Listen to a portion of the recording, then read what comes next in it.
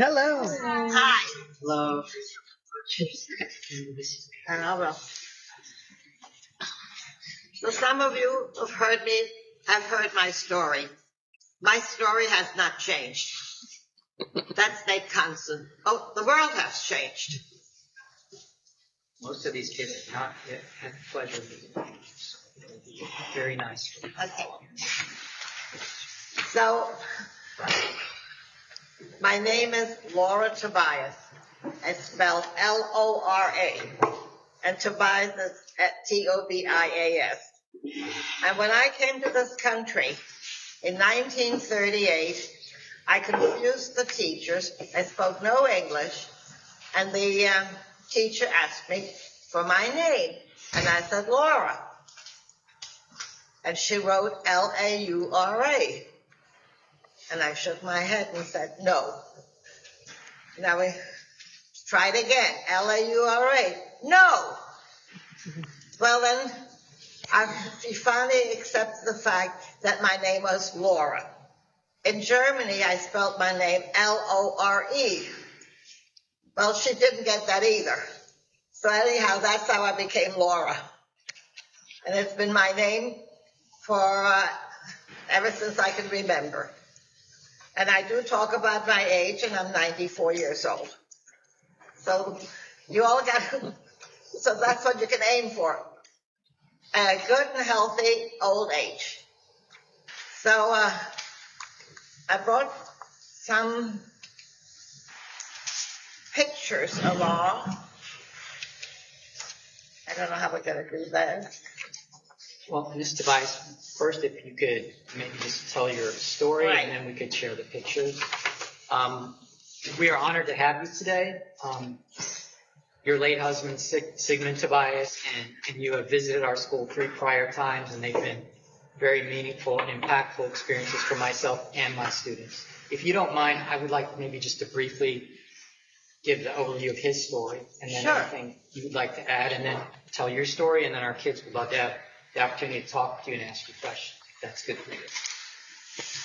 So Mr. Tobias lived in Berlin, and I recall one of his earliest memories of things starting to not be that great there was when he was only 3, he saw some benches painted in the city that said Jews forbidden. And I believe he was 5 at the time of Kristallnacht. Yes, and almost 6. Yeah, he was 5, and he remembers being so frightened from the glass shattering as the Nazis were attacking the Jewish homes and synagogues and businesses. And so his father figured out they needed to get out, and he tried to go through Belgium, where he was captured, and actually taken to Dachau concentration camp. But his mom found that Shanghai, China would accept Jewish refugees, and at that point the Nazis were letting Jewish refugees go if they had a place to go to. So he and his family fled to Shanghai, China, which was occupied by the Japanese, who were allies of the Germans in World War II. But Mr. Tobias said, although it was not the most pleasant of conditions, the Japanese were not as hateful and racist toward the Jewish people there as the Germans had been. And Excuse me.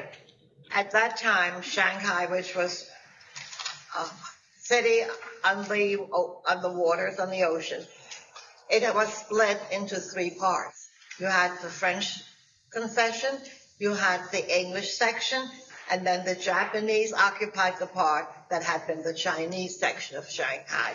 So Shanghai was split into 3 parts, but the ship that they were on could not land in either the British or the French concession, and the only people who would accept the Jews is they landed in the Japanese part of Shanghai, I think, and I don't remember the name of the river, and that's where they were able to disembark from the ship, and that's where they found a refuge. And then he shared that a German colonel, I believe, was urging the Japanese to put all of the Jews in Shanghai on junks, boats, and take them out and sink them. But he said, to the credit of the Japanese, they refused to do that. They did later, at the urging of the Germans, moved them into a ghetto, but nothing as extreme as the Germans had hoped. And then survived the end of the war there. And when the war was over, his family was afraid that the Chinese communists were going to come in and take over, and they would be facing another bad situation. And Mr. Tobias was born in Germany, so he was able to get out at that point. His parents had been born in Poland, I believe, right? Yeah. And they were not allowed to go at first, but later on, all the people of Shanghai were categorized as displaced persons, and so they all went to America. Well, what happened is, in those days, we still had the quota system, how many foreign nationals could come into this country. Since my husband, Sig, was born in Germany, so the German quota to come into the United States was something like 27,000. His parents were Poland, and they were not affiliated with anything, maybe 500. And there was a congressman from Brooklyn, Seller, and he had a law passed in Congress that the refugees from the Jewish refugees who lived in Shanghai were like displaced persons after the war in Germany. So that's how they all finally managed to come into this country. Sick before his parents. He was 15 years old when he came here, but he had attended school in Shanghai, and in the Shanghai school he had learned English. And then he decided this is not what he wanted, and he entered a religious academy called the yeshiva, and that's where he studied. And he said he didn't know it then, but learning to analyze, work with other people, think in the yeshiva helped him later on when he went and got his doctorate. So the education was not wasted on him living in Shanghai. And then he went on to a very successful career in psychology, right, and helped many young people, and really enjoyed, I know, his encounters with young people. Yes. He taught at the City University of New York, and he was a distinguished scholar there. All right. Tobias, if you could take us through from your earliest memories until you came to the United States. Oh, I got it.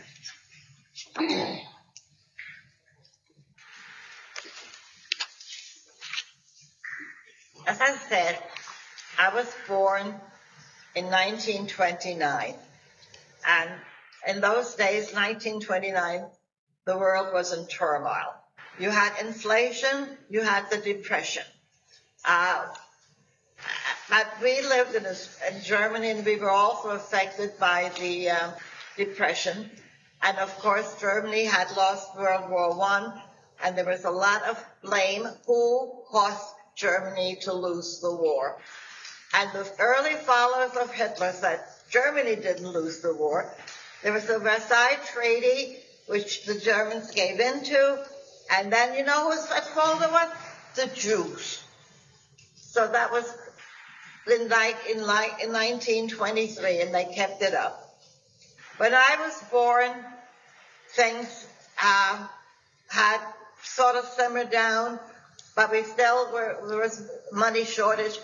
And I was born in the small town of Schriesheim, which most Americans cannot pronounce. I don't know why. And my family had lived in Schriesheim since 1653. That's when my first ancestor came there. And I'm the 10th generation from one family. And then many years later, I saw the record books, and the records were kept, who came, who went, who lived, and who died. A Protestant minister kept the records. And on one of my trips back to Schriesheim, they showed me, yeah, this is where it says. Your first ancestor came here in 1653. He didn't have a surname. He's only recorded as Baruch with his wife Hefela, their 4 sons, and a number of daughters. I don't know why they didn't count the daughters, but they certainly counted the sons. So that's where I'm from. I'm very old. I'm going back to 1653. So anyhow, in the spring of 2018, I received an email from friends in Schriesheim inviting me to a planned ceremony to place what is called Stolpersteine. Those are tripping stones. and you find them all over Germany. They're little squares of brass on top of metal, and it has the names of the people who lived there, who died there, in memory of. And I think that's a unique way to honor the Jews who had lived there, and I was invited when they put out the Stolpersteine in honor of, and I have a picture later and you'll see with the names. They also put my name down, and I said, but I'm still alive. Although it has the names of my father, my mother, my uncle, and my grandfather, and I was there when the man whose idea this was came to the village and placed the Stolpersteine. My husband, Zeg, and daughters, Rochelle, Sue, their husbands, and my granddaughter, Jessica, joined me at our last visit to Schleswig, which was in 2009. We had lived in this house where I was born for 98 years. We sold it in 1938, and when we came back, the people who are living in it now invited us back in. Now you wonder, why the heck did they have such a big house? Well, my grandparents or great-grandparents had 9 children who survived and 3 who passed away. So they needed a big house. They needed a big house for the business they had. They were dealers in tobacco. They also had a store where they sold clothing. And somewhere in the back there was the kitchen. But it was still pretty much intact, although, as I said, when I went in with my kids and I showed them this is where I slept, this was my bedroom, and so as they could understand. And in that whole house, I had 21 rooms, 1 bathroom. And I remember when we got a bathroom in, and with a water tank on top, and I was like 3 or 4 years old, and I was so afraid when I flushed the toilet, I was convinced a witch lived up there in the toilet tank. Anyhow, I got this invitation to go there, and I was 80 years old then, but I got around. I mean, I couldn't have been nice when people came up to me and said, do you remember me? No way. They all had changed, but they all seemed to remember me. And they told me stories about my grandfather that I did not know. My great-grandfather bought the house. As I said, he had 9 children.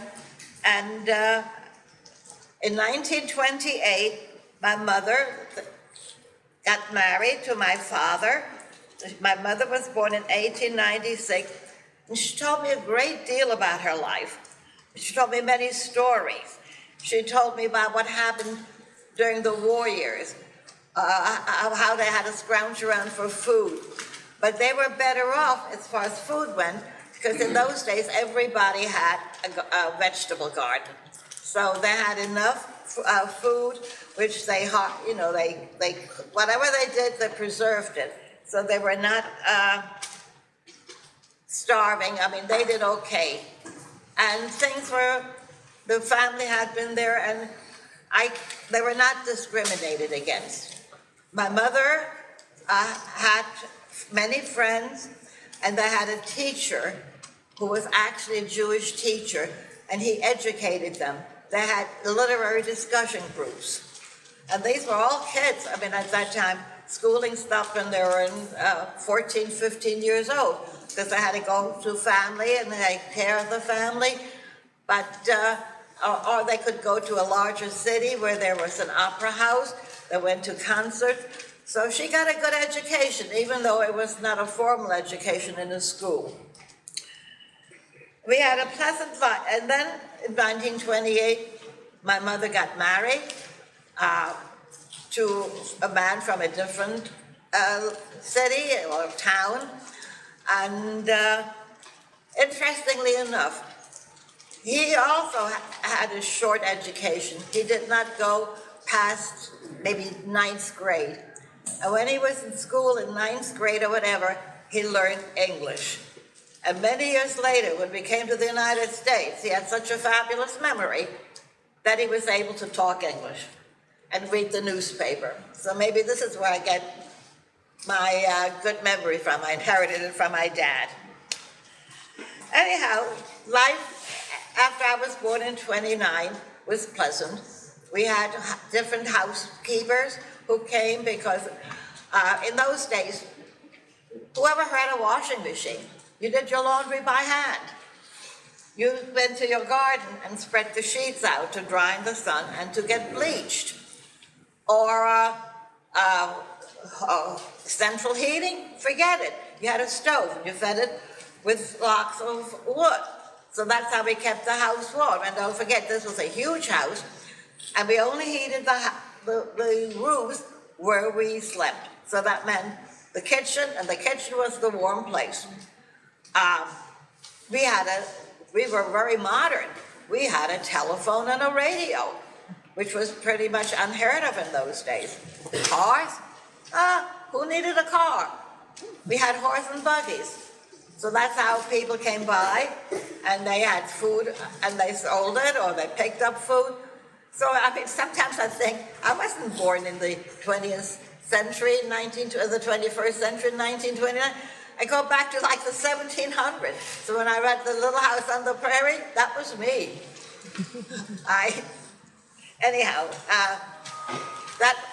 When I was 4 years old, I went to kindergarten. We had a kindergarten run by the Protestant church, and the teachers they had some kind of a habit. They weren't nuns, but they wore some kind of a headdress, and I couldn't find my pictures anymore. And so I had a lot of friends, and I know at Passover time, when we just stopped eating bread, and you know what matzahs are? Yeah. Do you any know what matzahs are? Matzahs. At April, at Easter, at Passover, take a look when you go to Publix or any other supermarket, and take a look what a matzah is. It's unleavened bread, and it goes back to biblical days when the Israelites fled Egypt, and that all they had to take along was unleavened bread, and maybe that's the origin of matzah. I really don't know, but it's flat. And at Passover time, and we had matzah, and my mother gave me matzah to bring to the children in my kindergarten class to share with them.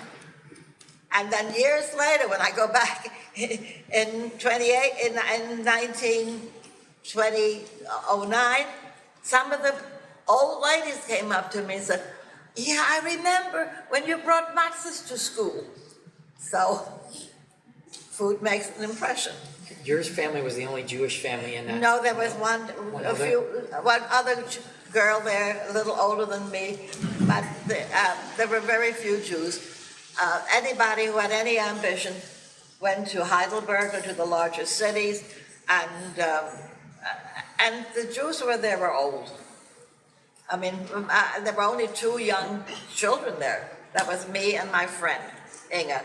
Everybody else had left, and of course, from the 1920s on, a lot of them left. Either they went to larger cities, or quite a number of them left Germany altogether and came to the United States, or at that time Palestine, or wherever they could get in. Quite a few of them went to Argentina. And many years later, when I was in Argentina, I actually met some people who remembered them coming there from Germany. Well, anyhow, we had a pleasant life in Schleswig. And then in 1939, when Hitler was in power, and by the way, Hitler did not win the election in 1932. There was an election for a chancellor in 1932, and there was the real ruler at that time, or the chancellor, was a man by the name of Hindenburg. He was old, he was senile, and Hitler grabbed power from him and declared himself the Chancellor of Germany. And once he got into power, he went after the Jews with a vengeance.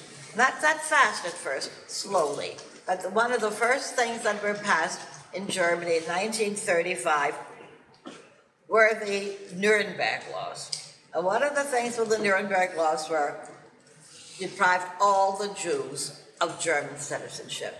We can't vote anymore, you can't do anything. You're stateless. And this is after my family had lived in the Schleswig for hundreds of years. And suddenly, I went to school at that time in kindergarten, and I couldn't understand it. I was abused, insulted, and I was treated as if I were an enemy of the state. What damage could I do to Germany, to the country? I'm only 4 or 5 years old. Well, anyhow,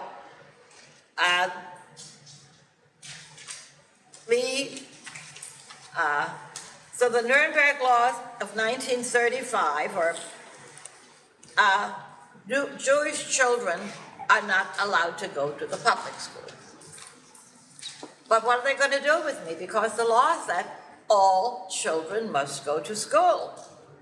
So the solution was, I sat in the back of the room, surrounded by empty desks, and I handed in my work. The teacher would grab it very carefully and rip it up and put it in the garbage pail, as if my work on a piece of paper would contaminate his hands. We were not allowed to go to grocery stores. We could not buy food for ourselves. We were not allowed to have household help for anyone under 45 years of age. Well, they didn't want to starve us, but we had some people who worked for the family who were over 45 years of age. So this woman came and bought food for us and did our shopping. And then since we had a textile store, people would give her the orders, and and gave her the money. She got the cloth, she walked around, and she had a basket on her head in which she carried the food or the clothing or whatever. And if it weren't for Babette, that was her name, we would not have managed that well. We had a maid, a woman who brought me up, a housekeeper. She had to leave us because she was like in her early 30s. And I remembered as a child waking up at night, and there on her day off, she would sneak into the house to see me. And she always called me my child, or in German, mein Kind, mein Kind. And many years later, on one of my trips back to Germany, I visited her in a nursing home. And so as I said, the family started to leave.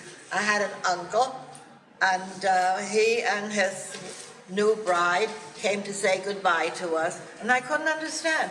Why was everybody going around crying?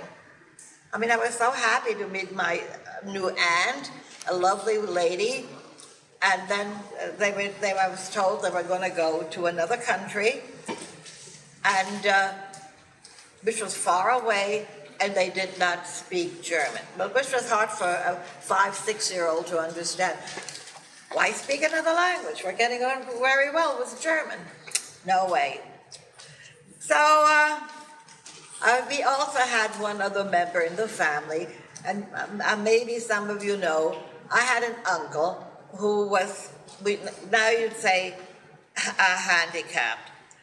And he got ill as a child with a very high fever, and so he was intellectually challenged, resulting from, he had meningitis, and so he survived.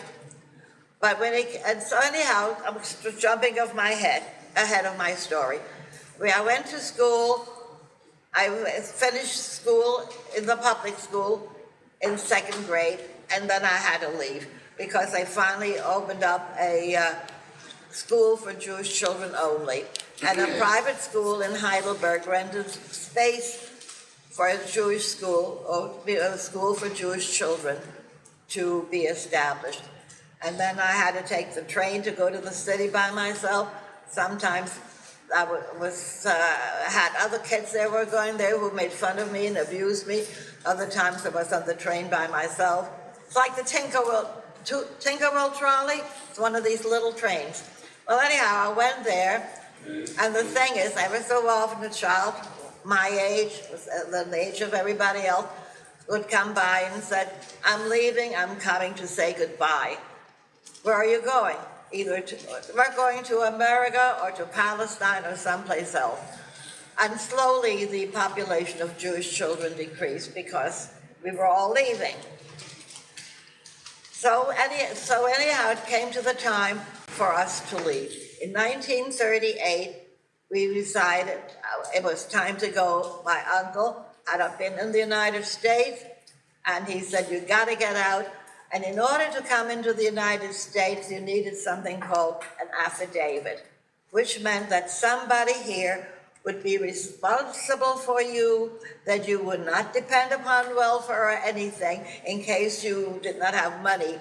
And my uncle found strangers here in New York City, and they didn't know us, we didn't know them, and they were our sponsors. So we got our visa after the affidavit, but my uncle, the United States government would not give him a visa, even though he had an affidavit, because he was handicapped, maybe physically and mentally, I don't remember. All I know, in the wintertime, he played with me, he took me sledding, and he did a lot of things with me.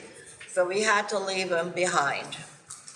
Before leaving Germany, my father and I took one last trip to the village where his mother lived. And there, she was a very religious lady. She blessed us and gave my father a prayer book. Nothing special, just a prayer book in Hebrew that he should take along to America to be safe. And then when we took the train to go to the ship, we passed this town where my grandmother and my father's sister lived. And the last time I saw them, they were standing on the train station, waving goodbye as the train passed by. I could hardly wait to board the ship to go to America. And what I heard is the streets in America were paved with gold. So oh boy, I'm going to pick myself up, I'm going to pick up some gold.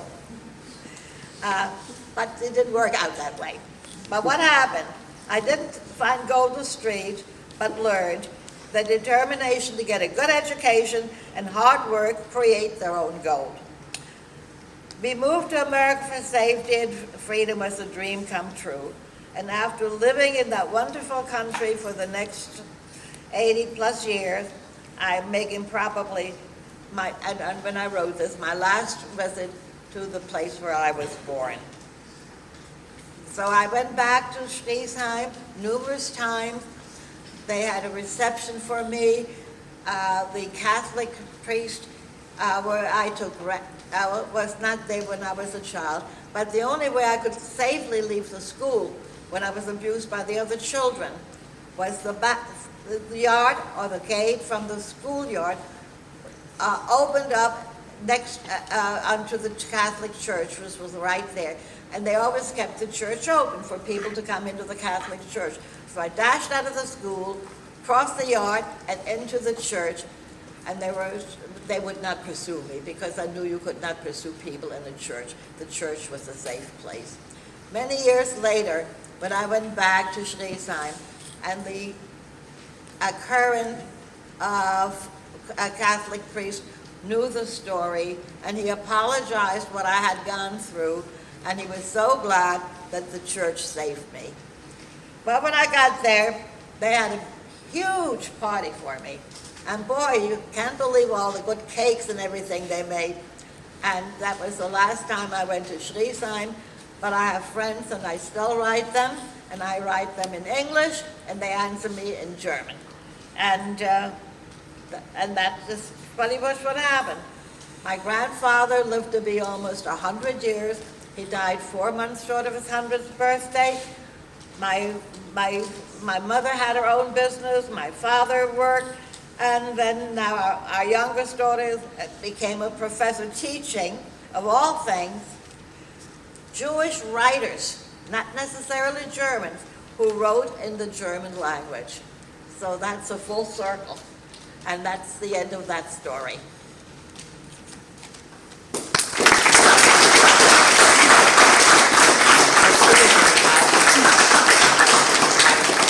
share the story about the kids when they were throwing the stones at you and who protected you? Oh, that's interesting.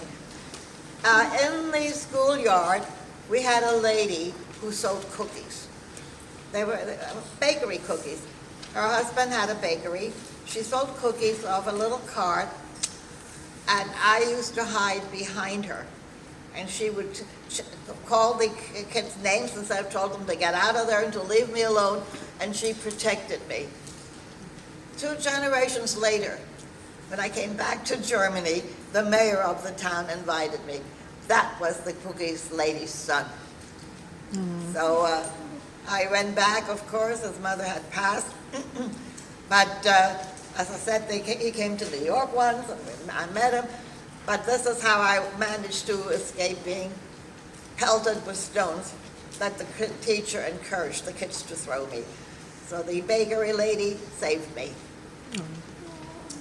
So that's one story. And then we had other people.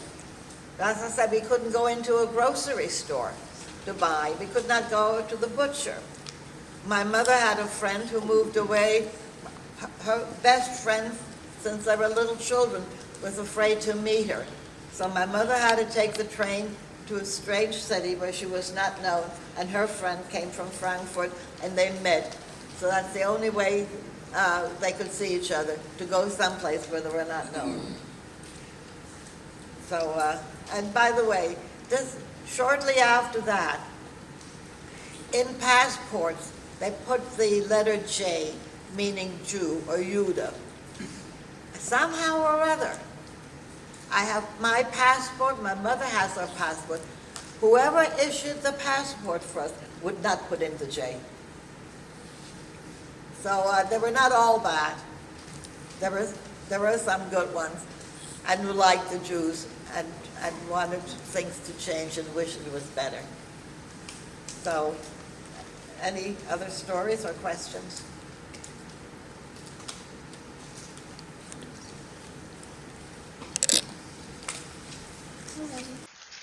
Hi.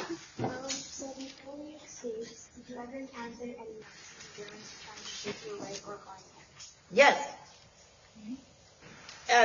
They didn't try to take me away. It's too small a town. But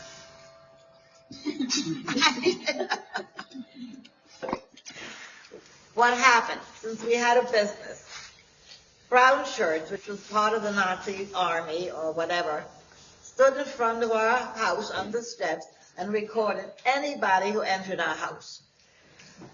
In those days, how people got news, because, as I said, I don't know what century I was living in, but we had a town crier who walked through the town ringing his bell, and people would gather around him, and he would tell them the latest news.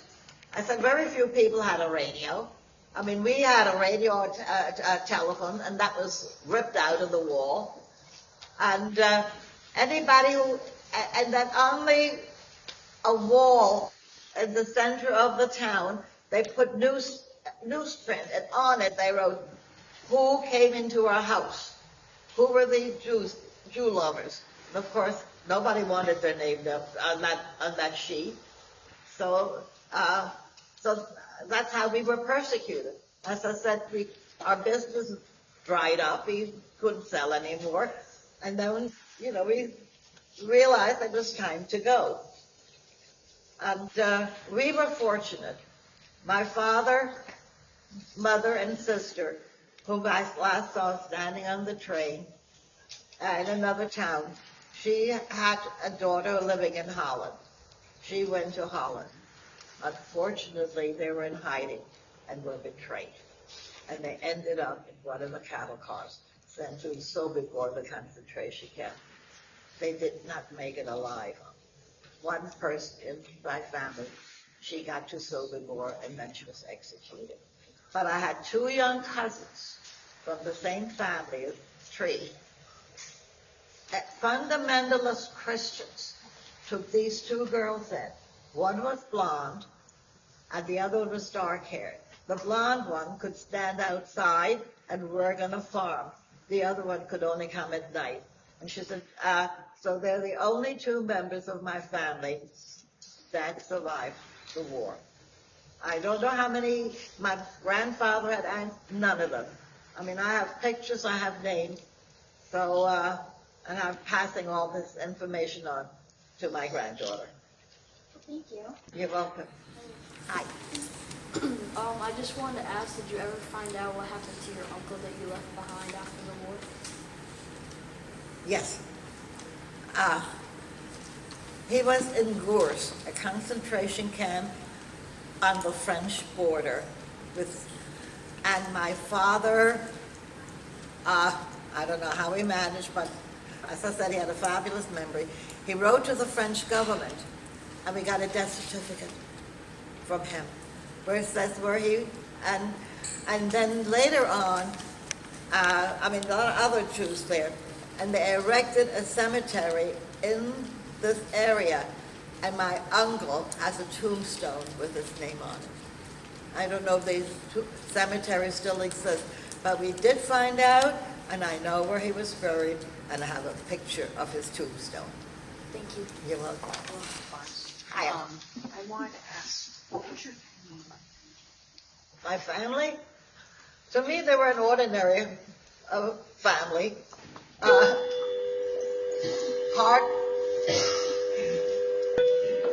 Hardworking, and felt confident living there because I had lived there going back to 1653. I mean, there was a Jewish cemetery there, and you hear about tombstones being turned over and destroyed. The people of Schriesheim made sure that the cemetery was kept intact. And after the war, I wrote to the mayor, I wanted to send money that they mow the lawn. And I said, no, that is our responsibility. And I went back there, and I saw the tombstones of my relatives there. And the town keeps the cemetery intact. And what's that part of your question? I forgot. What was your family like? Well, as I said, they were integrated into the town. As I said, there was a teacher, and I remember his name, and they called him Lora Tobias, which means teacher Tobias, and they had a book club. They went to concerts. They worked hard, and they were just like everybody else. They were no different. The only thing is that on Friday night, instead of having regular bread, we had challah. My mother would bake. And then the baker baked it like he baked the bread for everybody else. And that was his mother who protected me in the schoolyard. So you would not have known that we were different from anybody else. And I had friends until I was 6 years old. I played with them. In the wintertime, I went sledding with them. And that somebody was slightly off or handicapped, not unusual. Many families had people who were either physically or mentally not well, and they looked out for each other and for other families. So we just blended in, or we're just part of the village.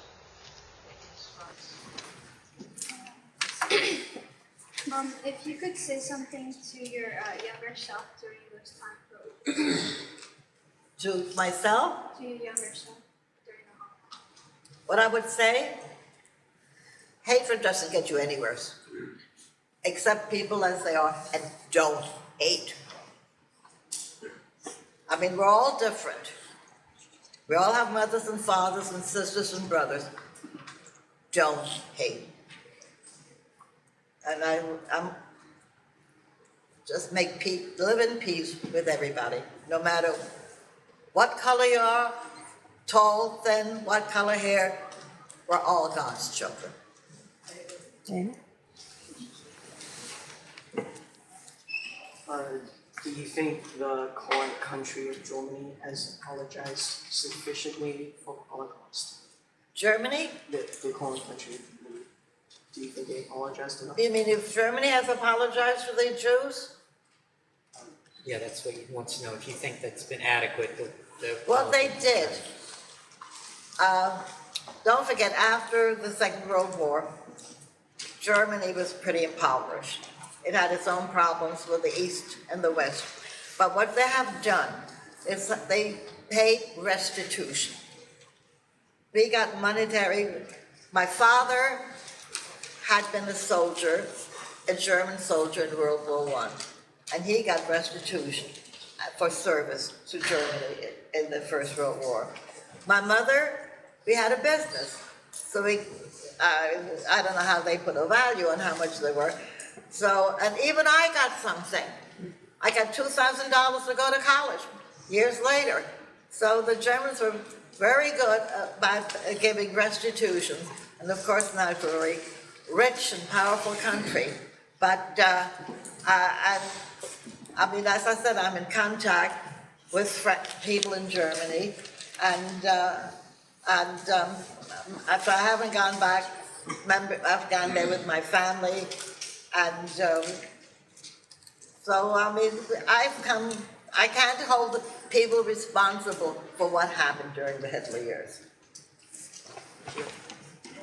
Did you have any of your German friends, did they ever, when the Holocaust started, did they turn against you?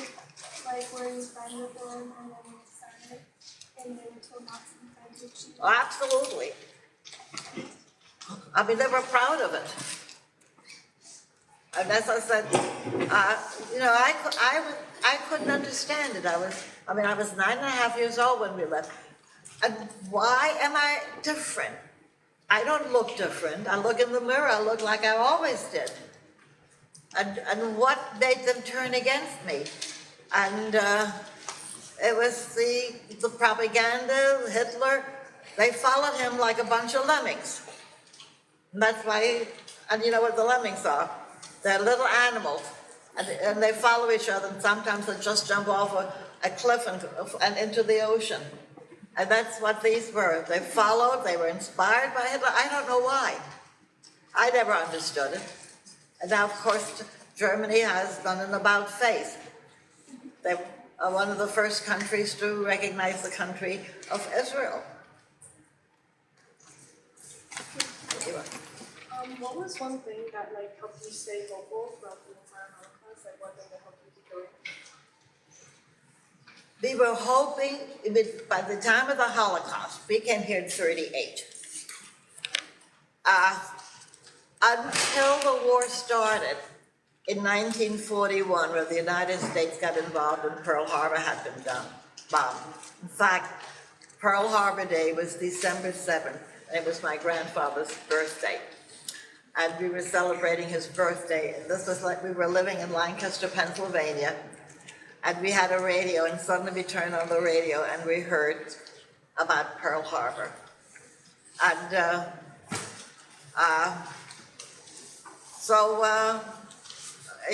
and you wanted to know? Well, we were worried what happened to our relatives in Germany. I mean, a lot of them had fled to Holland, and then we knew Hitler had invaded the Netherlands. And that was a big worry. And we never heard from them till after the war. That somebody wrote us, in fact, the person who wrote us, I had these two young cousins who were now 17 years, 18 years old, wrote us that they had survived. But until then, we had no idea what happened to our relatives. No, and then again, my dad did a lot of letter writing, and we found out what happened to them. But not during the war years. I'd like to ask how you met Mr. Tobias. How you met Mr. Tobias. Oh, that's romantic. My husband at that time was going to night school at City College in New York, and he had a job in the bookstore. And by City College, where you have football games, you have an open air field and stuff and bleachers. Well, I found out that, hey, here's this kid. He can get me tickets to hear the concerts at Lewiston Stadium. And the tickets in those days were 30 cents. And as somebody was working in the bookstore and was a student, the tickets were 15 cents. So I said, I got to know him, get to know him, because I love classical music. And then we became friends and started going to the concerts, and then one thing led to another. And then a year and a half later, we got married. He graduated. I worked, and he finished his PhD. And then I had a child, and then it was my time to go to college. So he got a PhD. Getting a master's in education was enough for me. I was wondering, were you with your family the entire time during the Holocaust, or did you guys ever get split up? Only ones that came out was my immediate family. My mother, my father, my grandfather, my uncle, who I said was handicapped. The Americans wouldn't give a visa. The ones who my father's family, all went to Holland. None of them survived except the two young girls who were hidden by Christians, evangelicals or whatever. And much to their credit, they kept in touch with this Dutch family, and when there was a wedding or something, that Dutch family that saved them came over. But otherwise, I barely have any relatives. I mean, I have one cousin, and that's about it. Everybody else, they got old, they passed away.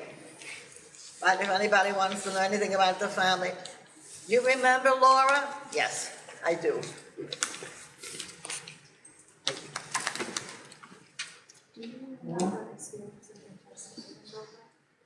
Did I experience? Yes and no. I mean, I experienced anti-Semitism when I was kicked out of school. Prior to that, no. I didn't, and then when we came to the United States, and in 41 the war broke out, and we lived in Lancaster, Pennsylvania, which is a strange place, Amish and Mennonite and others, and they really felt, they respected my family because they said, you are independent, you don't want any charity, and they admired the fact that my parents both worked so hard, but I did not experience anti-Semitism. You're welcome. Do you recall how you felt about what was happening in Germany while you were in America? How I felt? I didn't understand it. I mean, when I got kicked out of the school, why? Why was the teacher so hateful to me? I did not understand it, and no one could explain. And here my mother had been telling me stories what her life was like growing up with her sisters and brothers and parents, and I just didn't know. It was a puzzlement. And how do you explain to an 8-year-old child, you're different? But I'm not different. I looked in the mirror and I looked like everybody else, with long, dark hair. So, later on I'll show you some pictures. Still have a picture back there. Yeah. Thank you. What was it like being one of the only Jewish families in your town? They had lived there, as I said, since 1653. They were such a part of the town. So we were just like everybody else until Hitler came along and the Nuremberg laws. The Nuremberg laws of 1935 made a huge difference in the attitude. It deprived Jews of being citizens, number one. So we were already put into the dustbin, as far as they were concerned. We were not worthy of anything. If the doctor refused to see me because he was afraid something would happen to his practice. Fortunately, in another close by city, there was one Jewish physician. Actually, when my father, in 1936, had a hemorrhaging from a growth in his stomach, and the local doctor refused to treat him. I remember my father lying there like in a coma or out of it, had fallen down a flight of steps, bleeding. Well, the local doctor refused to take care of him. I don't know how my mother got him to the hospital. The nearby city of Heidelberg had one of the best hospitals in Germany, and they admitted him. And then years later, some years later, he told me he got 5 blood transfusions. And he said, I have more Aryan blood in me than Jewish blood. So the hospital and the doctors did their duty in Heidelberg. The local doctor, forget it, he didn't care less. So that was one thing. Thank you. Yeah. What did you start speaking about your experience in the Holocaust? What? Why did you start speaking about your experience in the Holocaust? Oh, years ago. I mean, I lived in various places. I lived in New York. I lived in Lancaster, Pennsylvania, and then I don't remember, but people were interested. But we were mainly interested in my husband's story, how they fled Germany and ended up in Shanghai. I mean, and 20,000 Jews found refuge because of the Japanese acceptance of them. And then I guess, then he started speaking out, and then I started speaking out. We started speaking out in the synagogues we belonged to. And it wasn't anything, a lot of them were proud of what had happened and how we were treated, but as I got older, I'm speaking out more. This is my 3rd time here or 4th time? 4th time. 4th time. I'd like to look into something unimaginable things. What would you believe is the hardest thing you went through? What I went through? What was the hardest thing you went through? Leaving. I mean, I'm 9.5 years old. I'm saying goodbye to the few friends that I had who were still left. I'm saying goodbye to my grandmother when I went to see her, and she handed my father just a simple prayer book, and then seeing her on the train, and then also leaving my uncle, who we put into a Jewish nursing home, or whatever you want to call it, had a different name in Germany, and leaving all those people. That was very hard on me, because I knew in the back of my mind, I don't think I'll ever see them again. I don't know who told me that. And of course, when the war broke out. How did you immigrate to America? When? Yeah. When I came here? I came to America in October. I landed October 6, 1938. And a major historical event, at least for me, happened then. In September of that year, September 27th, Hitler, who had grand ideas of greater Germany, he wanted to annex land from other countries. So in 1938, he invaded Czechoslovakia. And there was supposed to have been a treaty that if Hitler or the Germans tried to annex Czechoslovakia, England and France were to go to war to defend Czechoslovakia. Well, that didn't happen. But there was a conference, September 27th, 28th, called the Munich Conference. And if you look it up and or Google it, you'll see the whole story. So so the leaders of Chamberlain, who was the premier of England, Daladier from France, Mussolini from Italy, and Hitler, and they met in Munich. And then Hitler said, okay, this is it. I'm not going to invade any more countries. This is it. And Chamberlain left with these famous words, we will now have peace in our time. At that time, we were on the liner on our way to America. Well, the liner went, and my father said, this is very funny. The wake of the ship is going in circles. Why aren't we going straight into the Atlantic Ocean to England, pick up more passengers? But the next morning we had come back, And that was when Hitler and Mussolini and Dalla Jane Chamberlain met. And then Hitler said, no, I've had it, I'm not going to invade other countries. And Chamberlain said, peace in our time. And then we left Germany. And then we got here a few days late, but we got here October 6th of 1938. Well, because I'm talking about my cigarettes through that. Were any of the kids in your class next to you at all? What? Were any of the kids in your class next to you at all? In kindergarten, yes, because actually I bribed them. Because I brought in candy and food. And I had one child that I was friendly with, and her parents were very poor, and she would come to my house, and my mother would feed her. That was it. But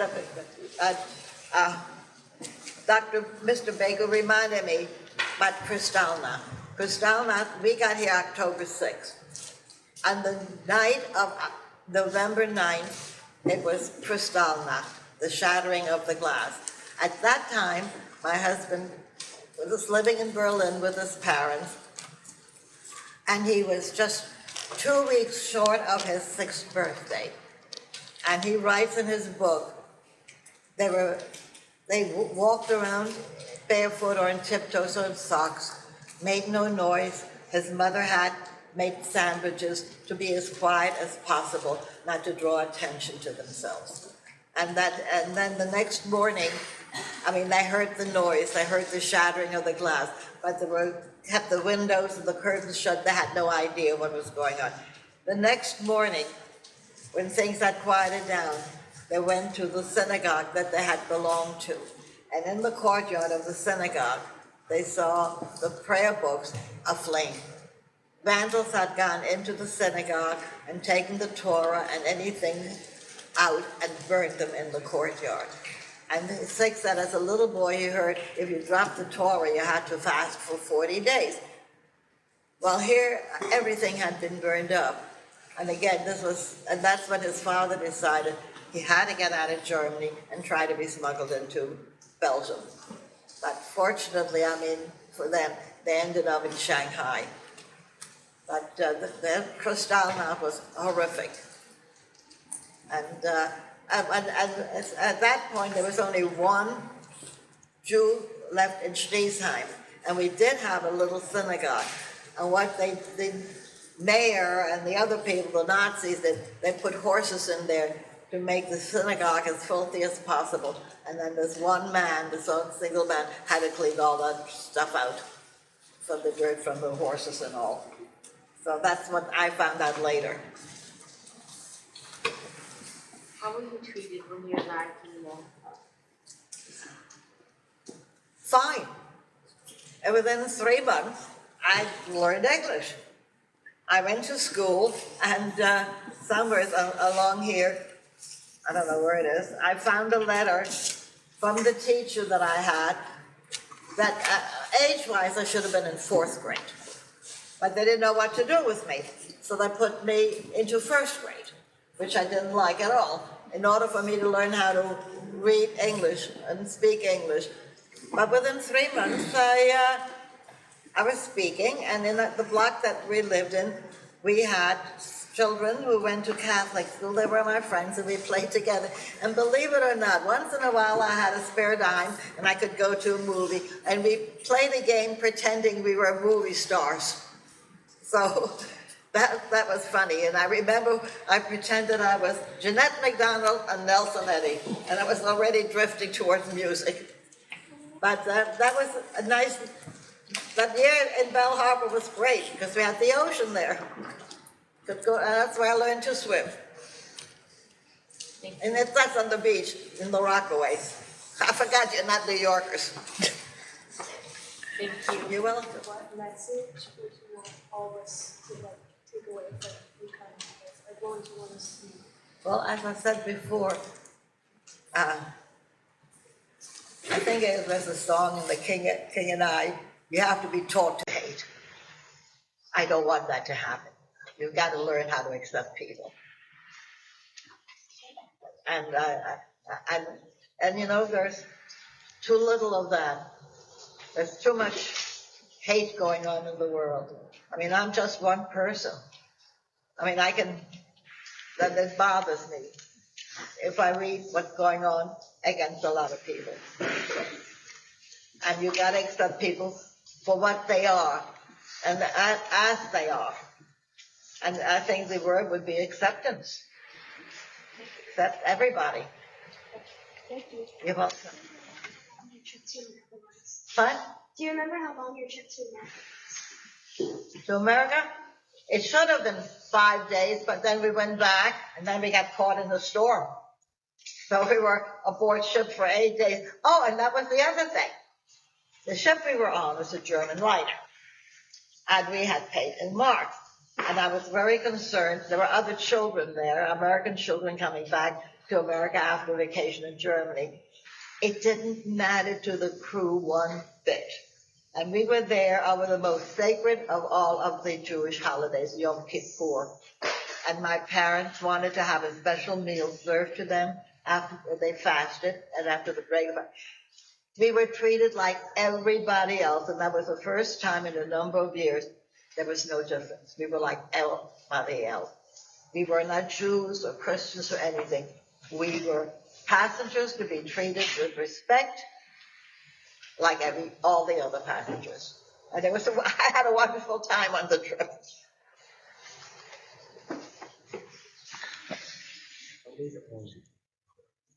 How did the way that you were treated? What? How the way you were treated before the Nazis took control? Kindergarten, the first, until 4, it was fine. It was just like a curtain came down on the past. Forget, you're not like anybody else. You're a second-class or third-class citizen, and you don't belong here. Get out. So that's why so many left. And we were fortunate that we could get out. But they didn't want us. But we, as I said, which is a pity, but at least we got out. A lot of them didn't. Like a half of them, I don't know the numbers. I think Germany had a population of 500,000 people, but half of them got out. But which was not the case with the other countries.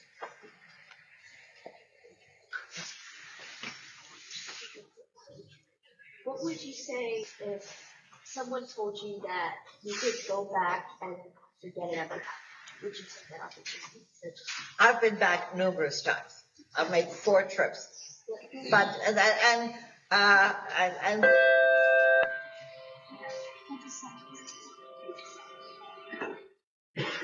I've been offered dual citizenship between the United States and America. I wouldn't accept it. What I mean is, if you could go back and the Holocaust never began, if Hitler was the first power, I would have left. would you have left regardless? Would you have stayed? Without Hitler, there was no reason to leave. Hitler was the reason. And what was happening and Goebbels and Goering and Himmler and all those people around him. They were the reason. And they wanted us out. But without them, there was no reason to leave. At least not my grandfather was born in 1857. He would never have left. But he came with us. We couldn't leave him behind. He got a visa, but he never said, "Oh, I'm so sorry I left Germany." He would not look back. But I would have, if I would have lived there, I would have gone to the university or college there, and who knows what kind of a career I would have followed. But it would have been very different. So I'm glad I'm here.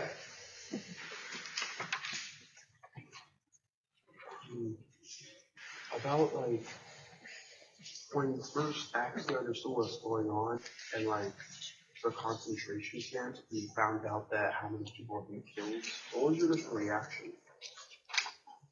Rage, horror, and and it took a while till we found out exactly what had happened to our relatives.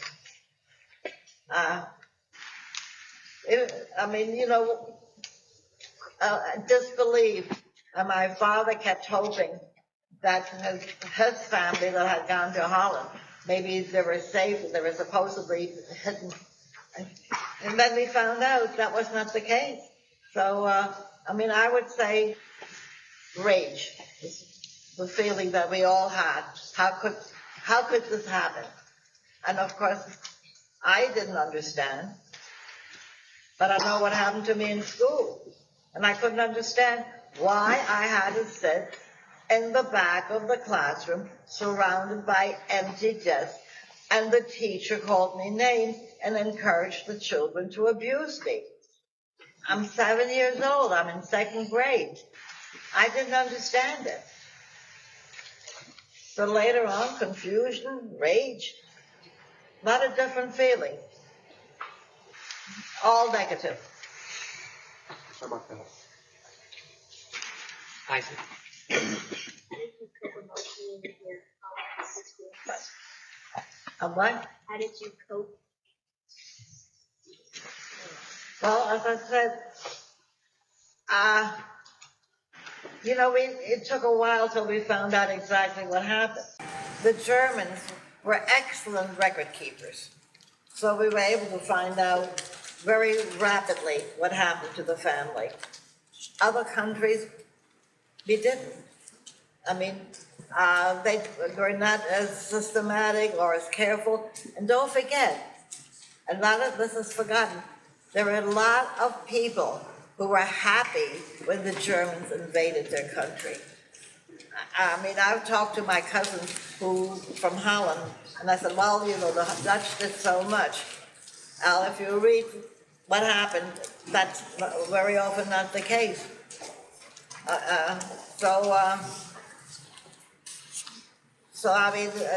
As I said, we found out. My grandfather had two sisters who were in their 80s, and then living in Holland, and they had married two brothers, and they had I don't know why they went to Holland. I never found out, and why they married two brothers, two sisters marrying two brothers, and then we found out a while later that they had been put the cattle cars and transported to be taken to Sobibor, which is the name of a concentration camp in Poland. It was one of the absolute worst. As I said, only one of my relatives survived that trip. So, fortunately, countries are releasing their records. And it takes some doing, and it took my father some doing. And it's now, the war ended in 45. This is like 70 years, 80 years later. And they're still coming up with new evidence. Because countries wanted to keep hidden what they did to the Jews. I'm talking a little loud. I got hearing aids, but you know what? They're not working too well. What was the scariest thing you experienced What? What was the scariest thing you've experienced during the whole event? When they invaded they marched into our house and they ripped out the telephone that we had, and took the radio, and of course, anything personal. We couldn't go shopping. I couldn't go to school, and I was a little 7 years old, enough to remember. I was 4 years old when I started kindergarten, which was fine. And then suddenly, like, my whole world turned topsy-turvy. And nobody could explain to me. And believe me, nobody had patience to answer my questions. It was terrible for my whole family, because we didn't know what was happening from day to day. Thank you. It was scary. Hi. Hi. Did you ever encounter a Nazi? Oh, What was the worst encounter? I met them all the time. They were my neighbors in Germany. Left, rear, side, next door to me, they were all Nazis. And then if anybody wanted to come and see us, they had to come sneak into the house. because Big Brother had his eyes on what was happening. I mean, there were very few Jews left, so it was very easy to spot who was coming to see us and who was not. But, and I said I was scared. So, I mean, and how do you explain to an 8-year-old, 9-year-old child that today you're like everybody else, or yesterday you were like everybody else, and now you're different? Why? So I've dealt with that for many years, what it was like. When you were younger, did you ever realize that they were Jewish? No, we left before. Thank you. Yeah, and as I said, in our passport, they had the option of putting in a J for meaning Jew. They didn't do it. Somehow, somebody in the bureaucracy that issued passports didn't do it. So, I guess I have sympathy for the Jews. Thank you. The Holocaust and hatred towards Jews ever want to make you change your religion or what you believe in? Would I change my religion? Did like the hatred towards the Jews ever make you want to? Sure. I wanted to be like everybody else. I mean, you know, I didn't see any, what could I do? I mean, I'm Jewish, but I wish I weren't. You know, as a little child, you wish for something that's not possible. So as a child, I wanted to be like everybody else. I wanted to be like everybody else. I could not be Jewish. So, but I couldn't change. We had a man come to teach Hebrew in those years. There were 4 children. I mean, another girl and I, and 2 boys. And so the first language I actually learned to read and write was Hebrew. I don't know why. And in school, then I went to the Jewish school, the private school, and everybody was going to leave sooner or later. And we didn't learn English. They taught us Hebrew. I wasn't going to go to Palestine. I wanted to come to America, but they didn't teach us English, which was interesting. How did the Holocaust change your view of religion? Made me bitter. I mean, to this day, you know, when I read what's happening, and I said, where's the head at? I mean, haven't they realized hate gets you nowhere? And why pick on a group of people? I mean, that are different. Why? I mean, as I said earlier, we're all God's children. And that's forgotten by people preaching hate. And so it still upsets me. It upsets me. It has always upset me. I mean, if there would not have been that hate, would my grandmother have survived? I hope she would have survived. I mean, she lived there, a widow, and then I went back some years ago, and I went and met her neighbors, and they said, oh yes, we protected her. No, you didn't protect her.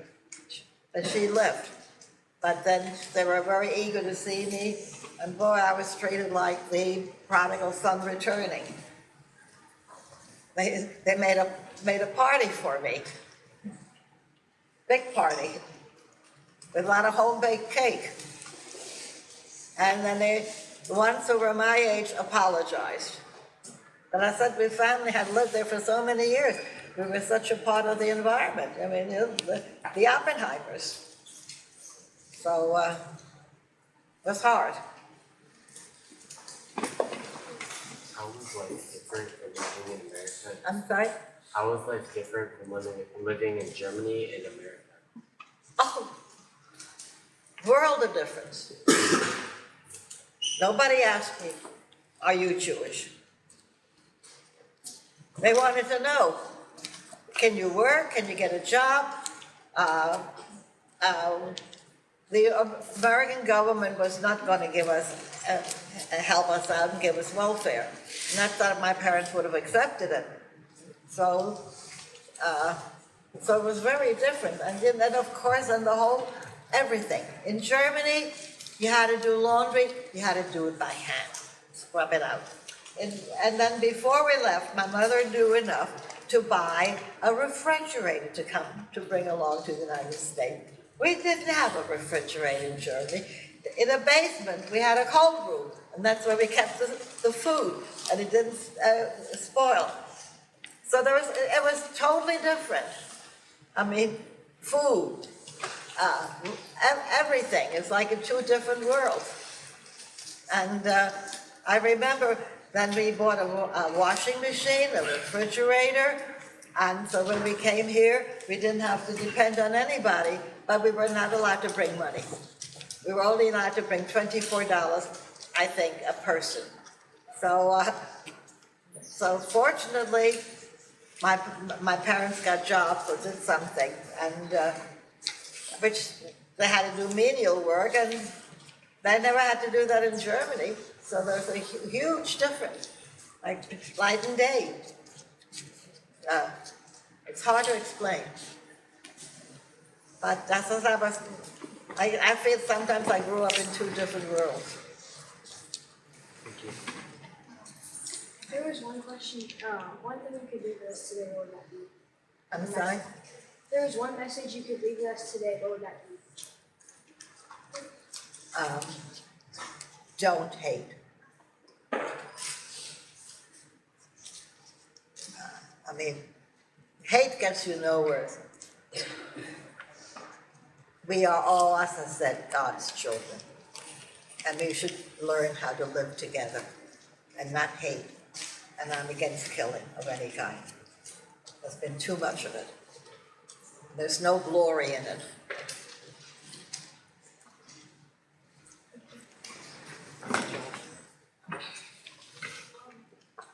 When was it that you heard about how bad Germany has gotten in the USA? When was it that you heard about how bad Germany has gotten in the USA? How bad Germany has got? During the time of the Nazis, when you learned the full extent of it, I think he's saying after you were in America. You know what? Don't forget, we didn't speak the language. If I heard anything on the radio, and you didn't hear that much of it. You had a lot of, shall I say, groups who were pro-German, and we're glad that there's an association called the Bund, and they were glad that Jews were getting it, and they said, well, they deserve it. We didn't run the country. The Jews didn't run the country, and it was difficult. I mean, the attitude. But again, we didn't speak the language. It took a while. I mean, I became the interpreter, and then I had just started to learn English, and I didn't read the newspaper. I was just happy to be accepted by children to play with them again. We had not been allowed to in Germany. So, and my parents worked hard. And of course, we were afraid what happened to our relatives. I had an aunt who was deaf and dumb. Another one, very often you got a childhood disease with high fever, and it could impair your intellectual development, or it could affect your speech. Now this aunt who lived with us, it affected her speech and her hearing, and she scared me the way she spoke. Well, in Germany, she would have been taken away to a concentration camp immediately. Anybody who was defective, and especially Jews, were pulled out of their home, imprisoned, and killed. No lawyer, no trial, or anything. Hitler wanted to rinse Germany of anybody who was not and they called them the Aryan race, and anybody who was not an Aryan race, let's get rid of them. And that's why so many Jews were taken away, and especially once they invaded Poland. So it's gruesome what happened. Terrible. And I hope it never happens again. So that's all I can tell you. I mean, I wish there were more peace demonstrations than people having to go to war. So I don't know if that answers your question.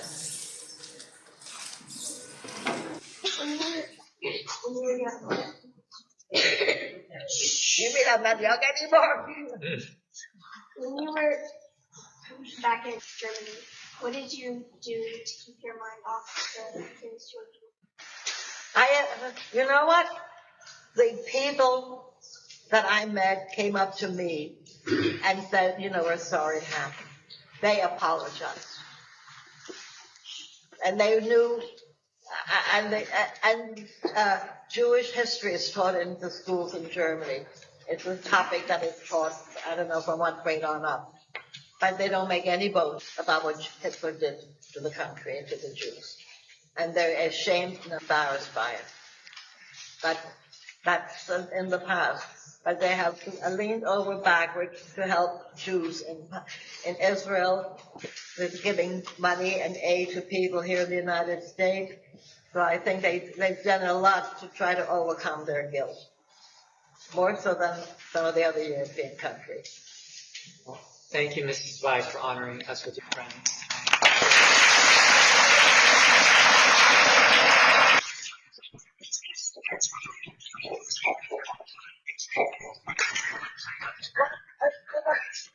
Thank you for coming back here and telling you my stories while I'm still capable. Might not walk like I used to, but I'm still capable, I think. Thank you for having me. And I hope I haven't posed some questions.